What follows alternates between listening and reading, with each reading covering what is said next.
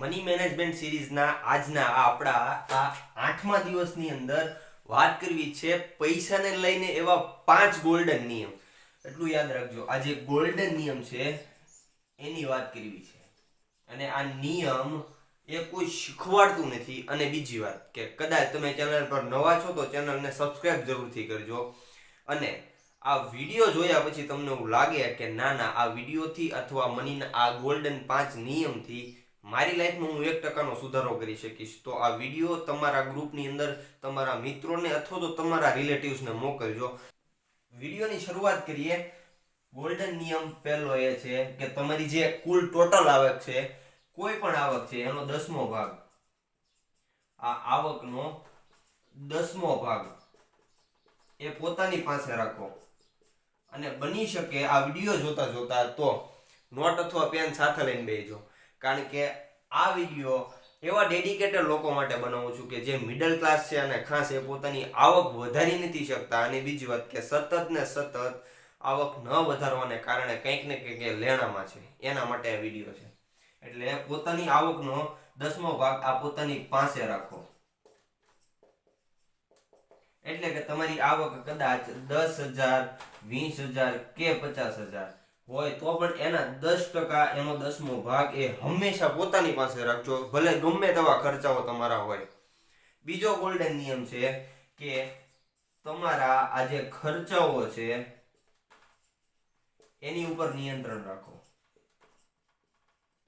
એટલે કે તમે તમારો એક પણ રૂપિયો, 100 રૂપિયા કે 1000 રૂપિયા તમે ક્યાં વાપરો છો, શા માટે વાપરો છો એની તમને ખબર હોવી જોઈએ. અને હું આ ખર્ચો વધારાનો કરું છું કે સાચો કરું છું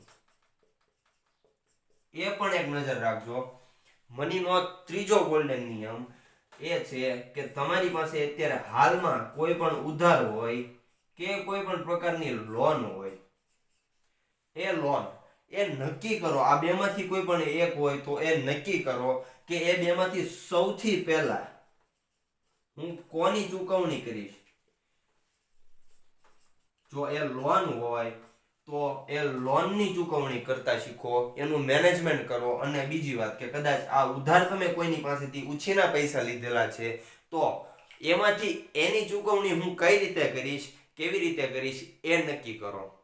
ચોથો ગોલ્ડન નિયમ છે એ છે કે પોતાના ભવિષ્યની ઇન્કમ, ભવિષ્યની તમારી આ જે આવક છે એ આવક નિશ્ચિત કરો. એટલે કે એ નક્કી કરી લો કે તમે ભવિષ્યમાં અત્યારે તમારી ઇન્કમ 10,000, 20,000 કે 50,000 રૂપિયા છે, પરંતુ જો ભવિષ્યની અંદર મોંઘવારી, આપણો પહેલો વિડીયો મની મેનેજમેન્ટની અંદર એ મોંઘવારી, આ તમારી ઇન્કમ જો 10,000 રૂપિયા રહેશે તો એની સામે મોંઘવારી પણ એટલી જ રહેશે. એટલે આ નિયમ જાણજો કે તમારી જે આવક છે એને 20 થી માંડીને 50 કે 1,00,000 રૂપિયા સુધી કઈ રીતે લઈ જવી એ નક્કી કરજો.